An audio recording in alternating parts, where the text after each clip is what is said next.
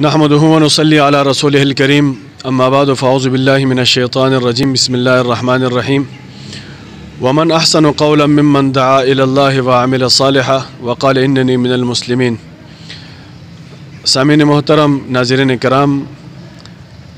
اللہ رب العزت نے اسلام کو ایک خصوصی فطرت دی ہے اور فطرت کے مطابق اس دین کو اتارا ہوا ہے، اور جو مسلمان ہیں ان کو بھی اللہ پاک نے اسی فطری قوانین کا پابند بنایا ہوا ہے۔ یہی فطری قوانین ہیں جو انسان کے اندر انسانیت پیدا کرتے ہیں، اور انہی فطری قوانین کی وجہ سے انسان فرشتوں سے بھی اعلیٰ بن جاتا ہے۔ اگر ان فطری قوانین سے انسان ہٹ جائے تو انسان اور گدھے کے اندر یا جانوروں کے اندر کوئی فرق باقی نہیں رہتا، اور یہی فطری قوانین ہیں جو انسان کو جنت کا مستحق بنا دیتے ہیں اور جہنم سے ان کو نجات دے دیتے ہیں۔ اگر ہم لوگ فطری قوانین کو سمجھیں اور ان پر عمل کرنے کی کوشش کریں اور معاشرے کو انہی فطری قوانین پر لانے کے لیے کوشش کریں تو یہی انبیاء اکرام علیہم الصلاۃ والتسلیمات کا مشن تھا۔ قرآن مجید کے اندر اللہ پاک فرماتے ہیں اس سے بہتر بندہ کون ہو سکتا ہے جو لوگوں کو اللہ کی طرف بلاتا ہے، اور اللہ کی طرف بلانا یہ انبیاء کا مشن ہوا کرتا تھا، اور انبیاء کے بعد ہر دور کے نبی کے صحابہ کا مشن بھی یہی ہوتا تھا۔ ہر دور کے بڑے لوگوں نے، اولیاء نے، علماء نے، صلحاء نے، اتقیاء نے سب سے بنیادی اسی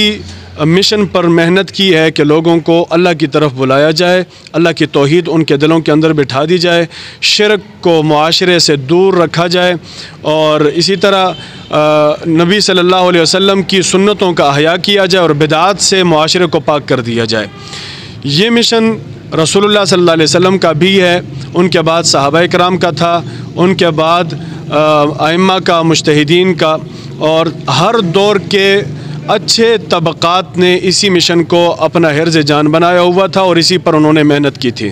اور چلتے چلتے ہندوستان کے اندر دارالعلوم دیوبند کا بھی یہی مشن ہے کہ معاشرے کو شرکیات سے، بدعات سے پاک کیا جائے، رسومات سے پاک کیا جائے، اور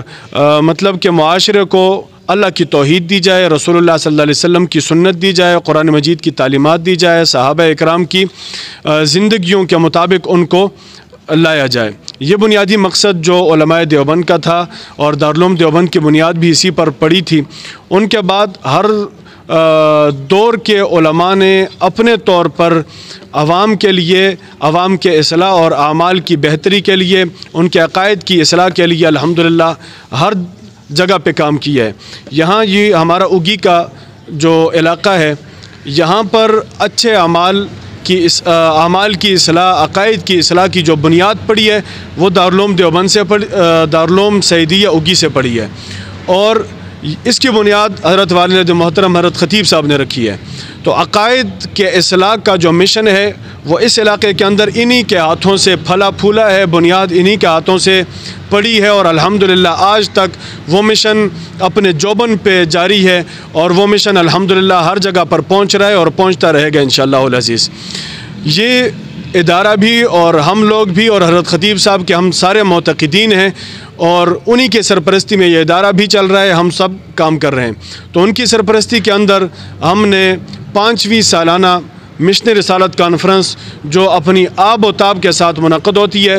4 سال الحمدللہ مشن رسالت کانفرنس نے اپنی کامیابی کے جھنڈے گاڑے، اور ہمیں توقعات سے بڑھ کر عوام کی طرف سے، آپ سب کی طرف سے بہت زیادہ تعاون رہا۔ آپ نے شرکت بھی کی، آپ نے محبت بھی کی، آپ نے دعائیں کی، آپ نے ایک جذبہ رکھا۔ تو والد صاحب کی موجودگی کے اندر میں آپ سب کو اس مرتبہ بھی جو ہماری 5ویں مشن رسالت کانفرنس 7 دسمبر 2021 بروز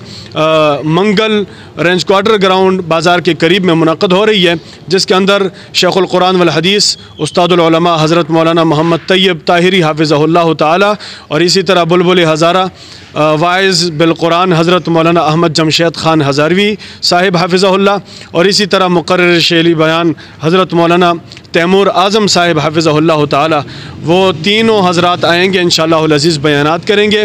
اور اس پروگرام کی سرپرستی والد محترم حضرت مولانا شیخ القرآن والحدیث سعید الرحمن حفظہ اللہ تعالی خطیب صاحب وہ کریں گے۔ ہم سب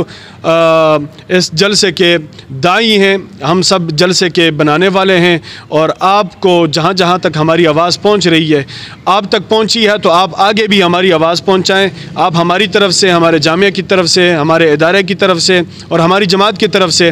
آپ ہمارے داعی بن جائیں، آپ ہمارے ترجمان اور نمائندے بن جائیں، اور ہماری آواز زیادہ سے زیادہ لوگوں تک پہنچائیں، اور جو علاقے کے لوگ ہیں وہ بھی، اور علاقے سے باہر لوگ ہیں، سب لوگوں کو ہم اپنے مشن رسالت کانفرنس میں آنے کی شرکت کی دعوت دیتے ہیں۔ اللہ پاک ہمارا حامی و ناصر ہو، فاللہ خیر حافظا وہو ارحم الراحمین۔